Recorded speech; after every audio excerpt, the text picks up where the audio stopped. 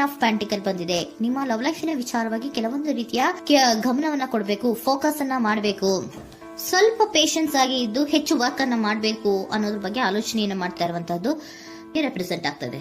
ನಿಮಗೆ recent past ಅಲ್ಲಿ 4 of wands, 8 of pentacle, 8 of wands ಬಂದಿದೆ.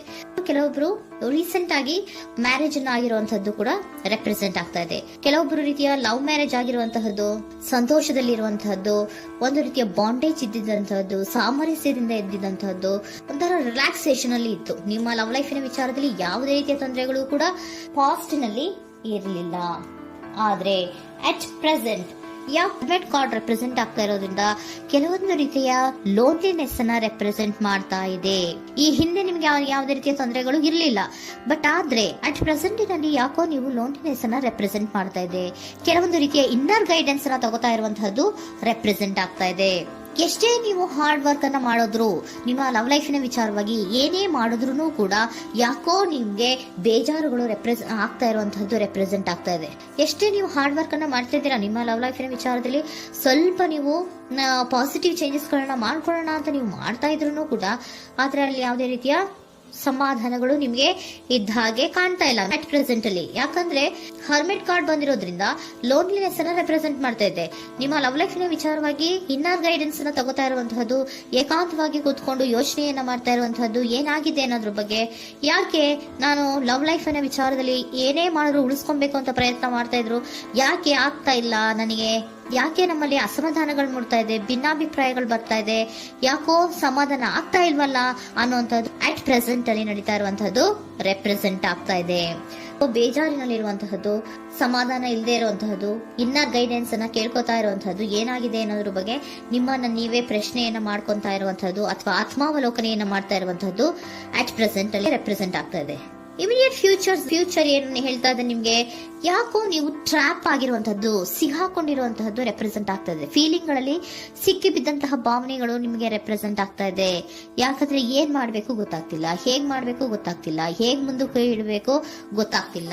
ಪ್ರೆಸೆಂಟ್ ಅಲ್ಲಿ ನೀವು ಏನೇ ಪ್ರಯತ್ನ ಮಾಡಿದ್ರು ಏನು ಮಾಡಕ್ ಆಗ್ತಾ ಇಲ್ವಲ್ಲ, ಯಾಕೋ ನನ್ ಕೈಲಿ ಏನು ಮಾಡಕ್ಕೆ ಆಗ್ತಾ ಇಲ್ವಲ್ಲ, ಏನ್ ಮಾಡ್ಬೇಕು, ಯಾಕೋ ನಾನು ಮೂವೇ ಮಾಡಕ್ ಆಗ್ತಾ ಇಲ್ವಲ್ಲ ಅನ್ನುವಂತಹ ಆಲೋಚನೆಯನ್ನ ಮಾಡ್ತಾ ಇರುವಂತದ್ದು ರೆಪ್ರೆಸೆಂಟ್ ಆಗಿದೆ.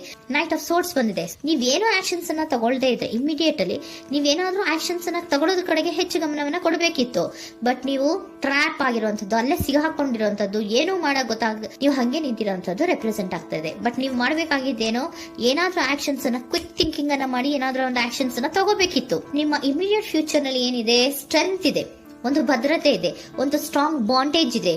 ಲವ್ ಲೈಫಿನ ವಿಚಾರದಲ್ಲಿ ನಿಮ್ಗೆ ಏನು ಲವ್ ಲೈಫಿನ ವಿಚಾರದಲ್ಲಿ ಸ್ಟ್ರಾಂಗ್ ಬಾಂಡೇಜ್ ಇದೆ, ಒಂದು ಭದ್ರತೆ ಇದೆ, ಎಲ್ಲವೂ ಇದ್ರೂ ಕೂಡ ನಿಮ್ಮಲ್ಲಿ ನಿಮಗೆ ಸ್ವಲ್ಪ ಕೆಲವೊಂದು ಅನುಮಾನಗಳು ಇದೆ. ಆ ವಿಚಾರಕ್ಕೆನೆ ನೀವೇನು ಆಕ್ಷನ್ಸ್ ಅನ್ನ ತಗೊಳ್ದಿರ ಸುಮ್ಮನೆ ಇರುವಂತಹದ್ದು, ಟ್ರಾಪ್ ಆಗಿರುವಂತಹ ಸ್ಥಿತಿಯಲ್ಲಿ. ಯಾಕಂದ್ರೆ ಎಲ್ಲ ಇದ್ರೂ ಕೂಡ ನಿಮ್ಮಲ್ಲಿ ಯಾವುದೋ ಒಂದು ರೀತಿಯ ಅನುಮಾನಗಳು, ನಿಮ್ಮನ್ನೇ ನೀವು ಅನುಮಾನಿಸ್ತಾ ಇರುವಂತಹದ್ದು ರೆಪ್ರೆಸೆಂಟ್ ಆಗ್ತಾ ಇದೆ.